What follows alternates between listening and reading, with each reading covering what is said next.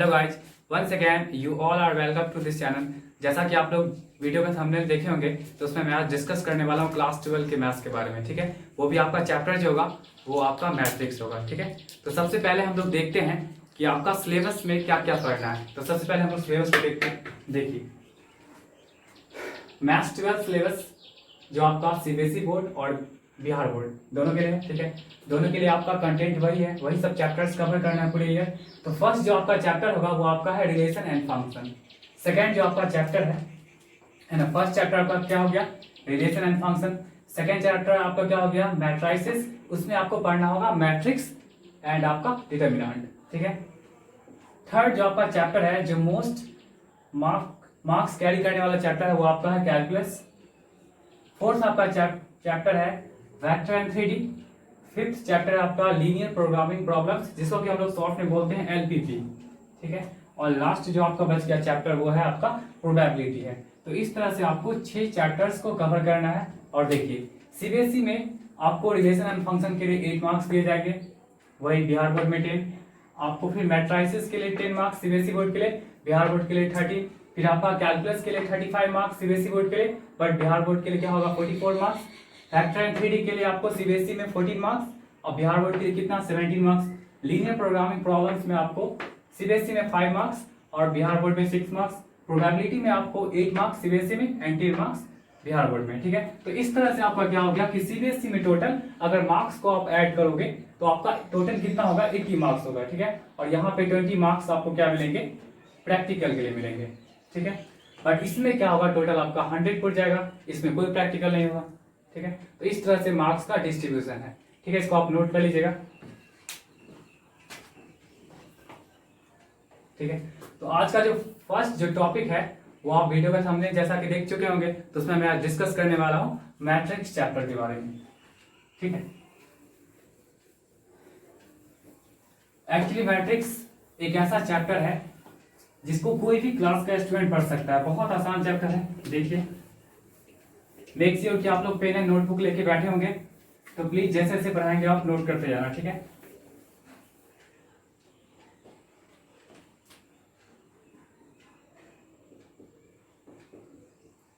देखिए मैट्रिसेस, ये मैट्रिसेस लिखने का पर्पस क्या है कि आप लोग एक मैट्रिक्स को नहीं पढ़ने वाले हो, बहुत सारे मैट्रिक्स को पढ़ने वाले हो। That's why we write matrices. Okay, तो सबसे पहला पॉइंट इसमें बनेगा, it is a plural form of matrix.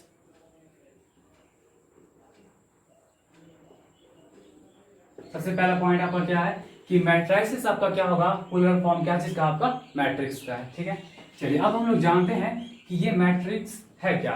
तो मैट्रिक्स कुछ नहीं, जस्ट एक अरेंजमेंट है नंबर्स का। वो अरेंजमेंट जो होना चाहिए एनी हाउ क्या होना चाहिए, रेक्टेंगुलर शेप में होना चाहिए। ठीक है, तो इसको हम ऐसे लिख सकते हैं, इट इज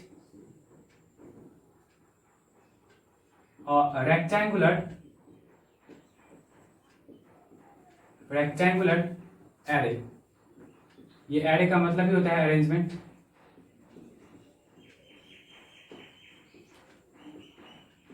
ठीक है, तो अरेंजमेंट होगा तो क्या चीज का होगा, नंबर्स का होगा। It is a rectangular array या अरेंजमेंट ऑफ नंबर्स। ठीक है, इस नंबर्स में आपका क्या हो सकता है, रियल भी हो सकता है एंड आपका कॉम्प्लेक्स भी हो सकता है। तो लिख दीजिए आप, रियल और कॉम्प्लेक्स। ठीक है, इन एम रोज, ये ध्यान रखिएगा, जहां पे आपका क्या होगा कि एम रोज होगा और एंड एन कॉलम्स। ठीक है, और साथ में ये भी लिखना पड़ेगा आपका कि ये जो आपका m और n है वो बिलोंग करना चाहिए नेचुरल नंबर से। यही इसका डेफिनेशन हो गया मैट्रिक्स का। देखिए क्या लिखा हुआ, it is a rectangular array. Array का मतलब अरेंजमेंट है ना, कि मैट्रिक्स एक क्या आपका रेक्टेंगुलर अरेंजमेंट है किसका, नंबर्स का। वो नंबर्स आपका क्या होना चाहिए, रियल या कॉम्प्लेक्स होना चाहिए, है ना, और आपका होना चाहिए m रोज में और n कॉलम्स में होना चाहिए। यहाँ पे आपका m और n क्या चीज है, एक नेचुरल नंबर से बिलोंग करना चाहिए। तो जब देखिए अगर आप ये m और n अगर नेचुरल नंबर से बिलोंग कर रहा है, इसका मतलब ये हुआ कि किसी भी मैट्रिक्स में अगर नंबर ऑफ रोज और नंबर ऑफ कॉलम्स का बात करेंगे तो वो minimum number of row and column क्या होना चाहिए, 1 होना चाहिए, because natural number start from 1। तो यहां से लिख सकते हैं in any matrix the minimum number of rows and columns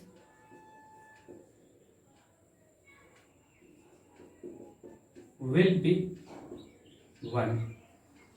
ठीक है, तो किसी मैट्रिक्स में अगर आपको ये पूछा जाए कि minimum number of row and minimum number of columns क्या होगा, तो आपका ऑब्वियसली क्या होगा, 1 होगा। ठीक है, इससे छोटा नहीं हो सकता, हाँ बड़ा हो सकता है बट इससे छोटा नहीं होगा। ठीक है, चलिए नेक्स्ट देखिए। अब तो हम लोग मैट्रिक्स को डिफाइन भी कर दिए, ये भी बता दिए कि उसमें m आपका रो होगा, n आपका कॉलम्स होगा, है ना, और आपका minimum number of rose and columns क्या होना चाहिए, 1 होना चाहिए। 1 से बड़ा हो सकता है बट 1 से छोटा नहीं हो सकता है। मिनिमम पर जब बात करेंगे तो वो एग्जैक्टली क्या होगा, 1 होगा। ठीक है, अब देखिए किसी भी मैट्रिक्स को हम लोग डिनोट जो करते हैं तो वो हमेशा कैपिटल लेटर्स का यूज करते हैं। ठीक है, और जब उसके एलिमेंट्स को अगर डिनोट करने का बारी जब आएगा तो हम लोग क्या करेंगे, स्मॉल लेटर का यूज करेंगे। तो यहाँ भी एक पॉइंट बनेगा, any matrices are denoted by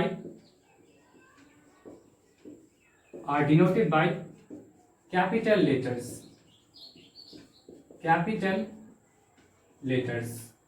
such as A, B, C, D and so on। ठीक है, but their elements are denoted by small letters such as A, B, C, G। ठीक है, किसी भी मैट्रिक्स को हम लोग को डिनोट करना है तो क्या चीज करेंगे, कैपिटल लेटर यूज करेंगे, और किसी मैट्रिक्स के एलिमेंट्स को अगर लिखना होगा तो हम लोग हमेशा क्या करेंगे, स्मॉल लेटर का यूज करेंगे। ओके, ठीक है, नेक्स्ट देखिए आप। अब देखिए एलिमेंट्स तो आ गया, बट आप एलिमेंट्स को इनक्लोज करना होगा तो आप कुछ ना कुछ तो करिएगा, है ना। इनक्लोज करने के लिए कुछ ना कुछ तो करना पड़ेगा। तो इनक्लोज करने के लिए आप क्या कर सकते हैं, 3 तरह का ब्रैकेट यूज कर सकते हैं। The elements of matrices are enclosed by देखिए, फर्स्ट आपका हो जाएगा इस तरह का ब्रैकेट, नेक्स्ट आपका हो जाएगा इस तरह का ब्रैकेट, और एक इस तरह का हो जाएगा। ठीक है, दिख रहा होगा आपको। तो इसको हम बोलते हैं स्मॉल ब्रैकेट्स,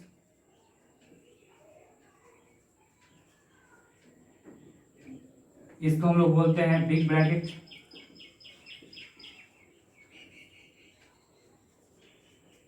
इसको हम लोग बोलते हैं डबल वर्टिकल। देखिए डबल है, वर्टिकल है, डबल वर्टिकल बार। ठीक है, तो इस तरह से हम लोग मैट्रिक्स के एलिमेंट्स को इस तरह के ब्रैकेट्स में क्या कर सकते हैं, हम लोग रख सकते हैं। मोस्टली क्या होता है आपका, ये बिग ब्रैकेट यूज होता है या तो ये यूज होता है, बट रेयरली क्या होता है कि ऐसा यूज किया जाता है। तो आप ये भी लिख लीजिएगा, mostly big bracket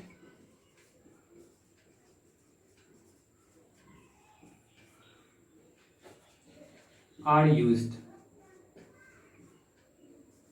but double vertical bar bracket, double vertical is used rarely।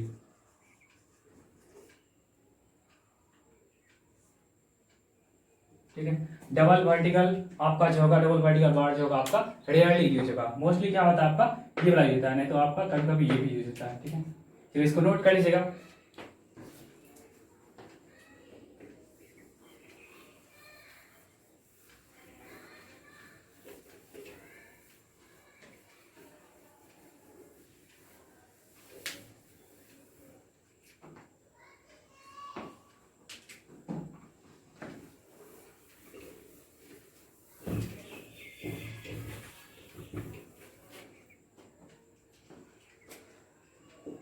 तो हम इस तरह से लिख सकते हैं ए इक्वल टू, किसी मैट्रिक्स को लिखने का तरीका ए इक्वल टू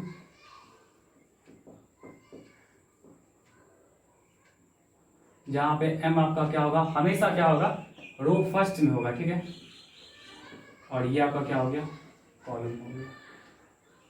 मतलब लिख सकते हैं कि row is firstly written, then after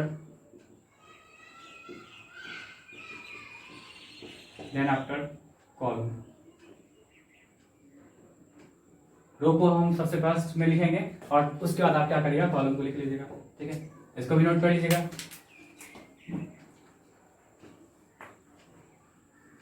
अब देखिए general representation of matrix.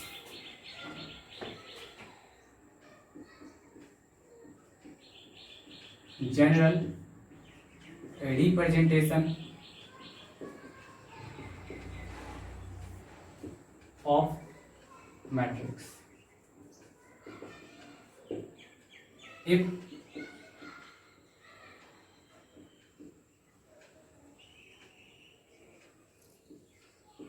matrix is m cross n, इसको पढ़ते हैं हम लोग m बाई n।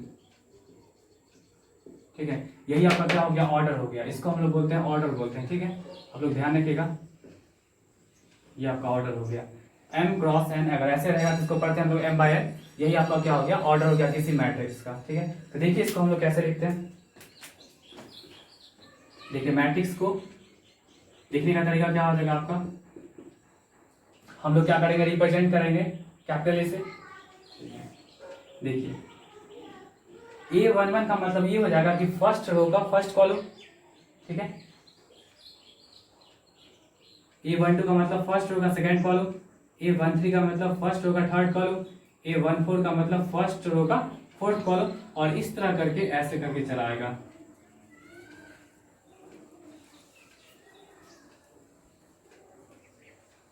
फिर देखिए सेकंड रो का फर्स्ट कॉलम, सेकंड रो का सेकंड कॉलम, सेकंड रो का थर्ड कॉलम, सेकंड रो का फोर्थ कॉलम, और ये कंटिन्यू होगा सेकंड रो का nth कॉलम।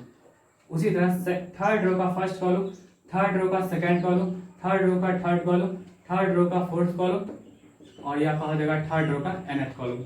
ठीक है, इस तरह करके कंटिन्यू होगा। और ये देखिए तो आपका क्या है कि m बाई n है। इसका मतलब ये हो गया कि m आपका रिप्रेजेंट कर रहा है रो को, और n क्या कर रहा है, रिप्रेजेंट कर रहा है कॉलम को। तो क्या करेंगे, ये तो आपका क्या हो जाएगा, ये first row, second row, third row, ऐसे करके क्या हो जाएगा, आपका रो का नंबर कितना है m, तो ये m1 मतलब mth रो का फर्स्ट कॉलम, mth रो का सेकंड कॉलम, mth रो का आपका क्या हो जाएगा थर्ड कॉलम, mth रो का क्या हो जाएगा फोर्थ कॉलम, और ये कंटिन्यू चलेगा आपका, और कहां तक जाएगा, mth रो का n कॉलम। इस तरह से आप एक जनरल रिप्रेजेंटेशन आप कर सकते हैं किसी मैट्रिक्स का जिसका की ऑर्डर m बाई n है। ठीक है, इसको आप यहाँ पे लिख सकते हो। मैट्रिक्स के ऑर्डर को हमेशा यहाँ पे लिखा जाता है। ठीक है, ये m बाई n का मैट्रिक्स हो गया, जिसमें आपका नंबर ऑफ, अगर रोज का बात किया जाएगा तो m होगा, और नंबर ऑफ कॉलम्स कितने होंगे, n होंगे। ठीक है, तो इसको हम ऐसे लिख सकते हैं, डैट इज, इसको लिख लीजिएगा a इक्वल टू, ऐसे लिख सकते हैं a i j m by n, है ना, ये ऑर्डर को रिप्रेजेंट कर रहा है। ठीक है, और आप ऐसे लिख सकते हैं i इक्वल टू क्या हो जाएगा, ये आपका रो को रिप्रेजेंट कर रहा है, और ये एक्चुअली कहां से होगा, 1 2 3, और कहां तक देखिए तो ये पहला आपका क्या होता है, रो होता है, m तक हो गया, और जे आपका क्या रिप्रेजेंट करेगा, कॉलम को करेगा। ठीक है, तो ये आपका क्या होगा, 1 2 3, और कहां तक होगा, n तक होगा। इस तरह से आप इसको लिख लीजिए। एक हो गया जनरल रिप्रेजेंटेशन होगा किसी मैट्रिक्स को। नोट कर लीजिए इसको।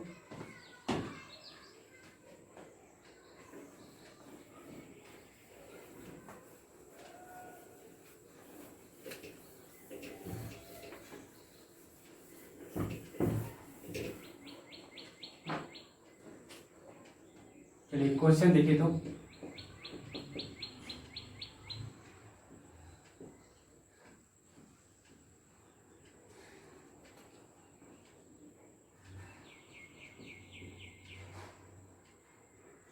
देखिए आप बता सकते हैं कि ये जो मैट्रिक्स आपका है, देखिए इसको हम रिप्रेजेंट किए कैपिटल ए से, है ना, और इसमें जो हम लोग अगर अल्फाबेट अगर यूज करना है तो अगर हम एलिमेंट के रूप में यूज करेंगे तो क्या होगा आपका कि वो हमेशा स्मॉल में आएगा। ठीक है, चलिए अब यहाँ से आप बता सकते हैं इसका ऑर्डर क्या है। तो ऑर्डर बताने के लिए आपको देखना पड़ेगा कि ये पहला आपका रो हो गया, ये सेकेंड रो आपका रो हो गया, ये थर्ड रो हो गया, है ना, ये आपका फर्स्ट कॉलम हो गया, कॉलम 1, ये आपका सेकेंड कॉलम हो गया, ये आपका थर्ड कॉलम हो गया, ठीक है, और ये आपका हो गया फोर्थ कॉलम। तो सबसे पहले मैट्रिक्स के ऑर्डर के लिए आपको रो को यूज करना पड़ेगा, देन आफ्टर कॉलम। तो आप क्या करिए, देखिए तो 1 2 3 रो है तो आप लगाइए 3, ठीक है, और उसके बाद देखिए तो 1 2 3 4 कॉलम है, तो ये क्या हो गया आपका एक मैट्रिक्स बन गया जो 3/4 ऑर्डर का है। ठीक है, चलिए इसमें से आपको पूछा जा सकता है, ऐसे पूछ देगा A21 क्या होगा, आपका पूछ सकता है 1 3 क्या होगा, आपका पूछ सकता है 3 1 क्या होगा, आपका पूछ सकता है फिर A22 क्या होगा, है ना, फिर आपका पूछ सकता है A41 क्या होगा, ऐसे करके कुछ पूछ सकता है। तो A21 का मतलब क्या होता है, सेकेंड रो का फर्स्ट कॉलम। तो ढूंढिए सेकेंड रो, है ना, और ये नहीं होगा सेकेंड रो, देखिए तो सेकेंड रो का फर्स्ट कॉलम, तो सेकेंड रो आपका यही है और फर्स्ट कॉलम ये हो गया, तो सेकेंड रो का फर्स्ट कॉलम क्या हो गया 2 हो गया इसका आंसर।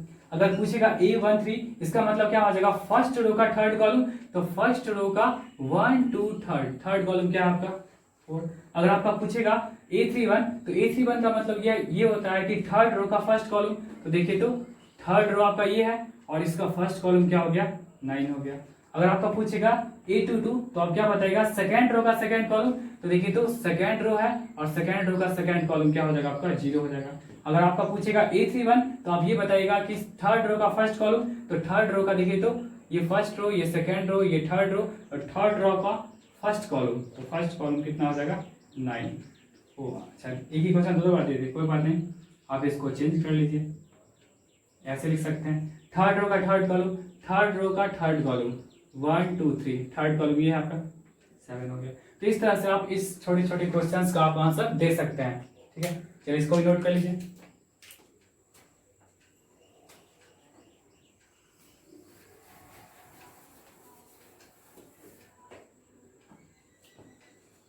उसके बाद आपको कहा जा सकता है फॉर्म मैट्रिसेस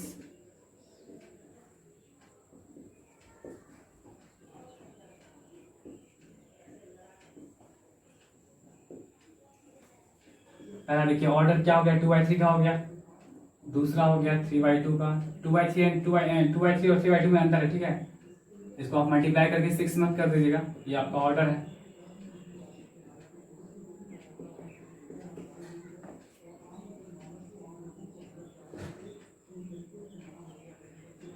देखिए आपका देखिए तो आपको मैट्रिक्स बनाना है आपको, ठीक है, और ऑर्डर सब दिया हुआ है। ठीक है, तो पहला जो मैट्रिक्स आपको बनाना है, आप देखिए एलिमेंट्स आप कुछ भी यूज कर सकते हैं। ठीक है, एलिमेंट जो मर्जी करे आप यूज कर सकते हैं। पहला जो मैट्रिक्स आपको बनाना है 2/3 का, तो आप क्या करिए इस मैट्रिक्स का कुछ नाम दे दिए। 2/3 का मतलब ये होता है आपका नंबर ऑफ रोज कितना होना चाहिए 2 और नंबर ऑफ कॉलम कितना होना चाहिए 3। तो आप क्या करिए कुछ भी नाम दे सकते, कुछ भी एलिमेंट यूज कर सकते हैं। आप एलिमेंट को रिपीट भी कर सकते हैं। ठीक है, आप एलिमेंट को रिपीट भी कर सकते हैं।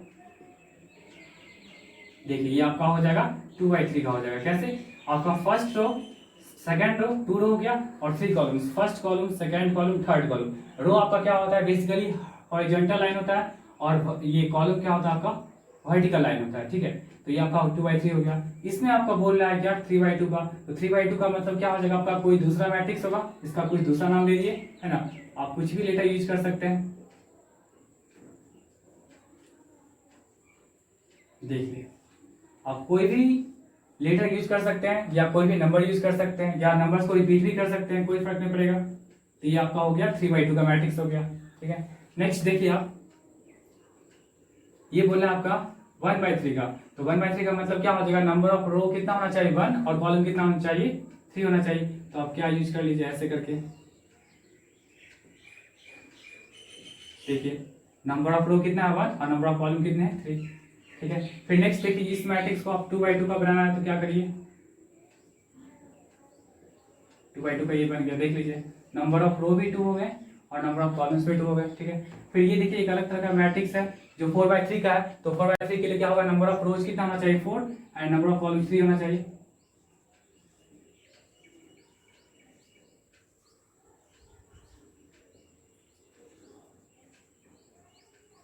देखिए नंबर ऑफ रोज कितने हो गए 4, नंबर ऑफ कॉलम्स कितने हो गए 3 हो गए। तो इस तरह करके आप मैट्रिक्स बना सकते हैं, ठीक है। आपका कोई भी अगर ऑर्डर दिया रहेगा तो ये समझ में आ गया होगा, ठीक है। नेक्स्ट देखिए आपसे ये क्वेश्चन पूछा जा सकता है, how many different matrices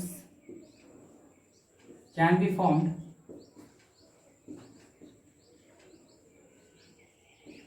if it has 12 elements। देखिए ये क्वेश्चन कर दिया कि कितने ऐसे डिफरेंट मैट्रिक्स आप बना सकते हो जिस मैट्रिक्स के पास 12 एलिमेंट्स होंगे, ठीक है।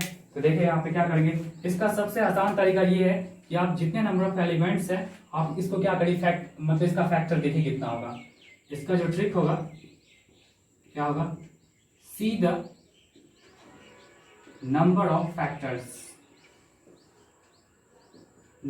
Factors of element. इसका मतलब देखिए 12 का फैक्टर्स क्या क्या हो जाएगा, सबसे पहली बात 1 होगा, 2 होगा, 3 होगा, 4 होगा, 6 होगा, 12 होगा, ठीक है। फैक्टर्स का मतलब ये होता है कि वो सारा नंबर्स जो 12 को एग्जैक्टली डिवाइड कर देगा। देखिए 1 भी 12 को डिवाइड कर देगा, 2 भी कर देगा 12 को डिवाइड, 3 भी कर देगा, 4 भी कर देगा, 6 भी कर देगा, 12 भी कर देगा। तो इस तरह से यही 6 फैक्टर्स हुए, है ना, यही 6 फैक्टर्स हुए। इसका मतलब ये हुआ, हम लोग कह सकते हैं therefore 6 different matrix can be formed, ठीक है। तो 6 डिफरेंट मैट्रिक्स जो बनेंगे तो उसका ऑर्डर भी होगा, बिकॉज कोई भी मैट्रिक्स जो बनेगा तो उसका ऑर्डर तो लिखना पड़ेगा। तो कैसे लिखेंगे, तो आप क्या करिए, इस 12 को देखिए, 12 को कैसे लिख सकते हैं, 12 को आप लिख सकते हैं पहली बार 12 into 1, आप लिख सकते हैं 1 into 12, है ना। देखिए दोनों को मल्टीप्लाई करने पे वही रहेगा, बट देखिए ये ऑर्डर में चेंजिंग आ जाएगा। ये 12:1 का मतलब ये हो जाएगा आपका कि number of rose 12 column 1, number of यहाँ पे इस वाले में क्या हो जाएगा रोज 1, नंबर ऑफ कॉलम्स 12। फिर आप लिख सकते हैं 2 into 6, फिर आप लिख सकते हैं 6 into 2, फिर आप लिख सकते हैं 3 into 4 और फिर आप लिख सकते हैं 4 into 3। अब कुछ नहीं लिखा जा सकता। इसका मतलब ये हुआ कि जो 6 डिफरेंट मैट्रिसेस जो आपका बन रहा है वो सबका ऑर्डर भी हो गया। एक का हो जाएगा 12/1, एक का हो जाएगा 1/12, एक का 2/6, एक का 6/2, एक का 3/4, एक का 4/3, ठीक है। इसको अपलोड कर सकते हैं।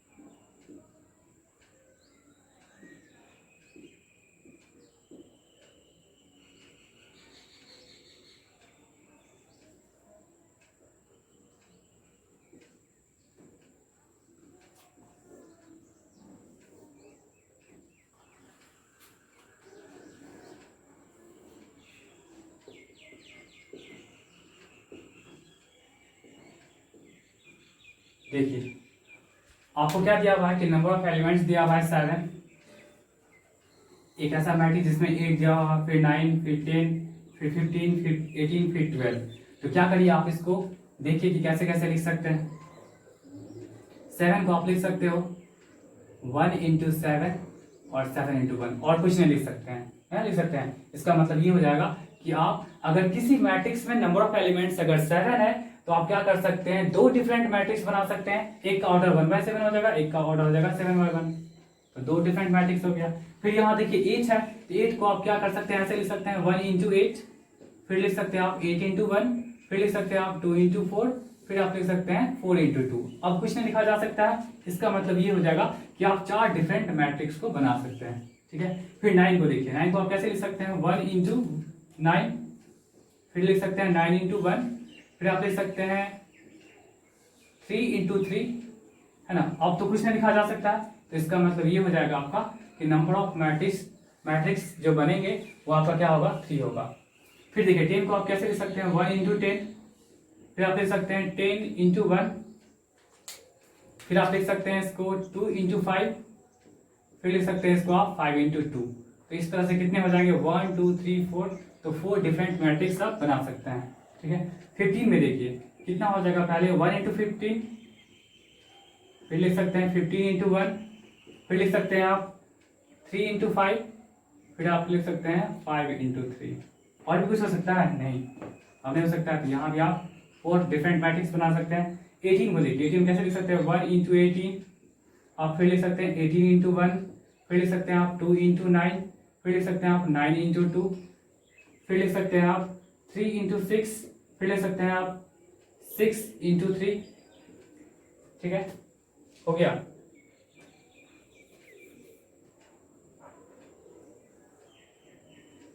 देखिए तो 1 into 18, 18 into 1, 2 into 9, 9 into 2, 3 into 6, 6 into 3। ठीक है, अब तो नहीं कुछ हो सकता है, तो 1 2 3 4 5 6, इसका मतलब आप 6 डिफरेंट मैट्रिक्स बना सकते हैं। फिर यहाँ देखिए नंबर ऑफ एलिमेंट्स अगर आपके पास 20 है, तो यहाँ भी आप ऐसे लिख सकते हो 1 into 20, फिर लिख सकते हैं 20 into 1, फिर लिख सकते हैं आप 2 into 10, फिर लिख सकते हैं आप 10 into 2, फिर लिख सकते हैं आप 4 into 5, फिर लिख सकते हैं आप 5 into 4। अब तो कुछ नहीं हो सकता है, तो इस तरह से आप क्या कर सकते हैं, 1 2 3 4 5 6 डिफरेंट मैट्रिक्स आप बना सकते हैं। ठीक है, इसको आप नोट कर लीजिएगा।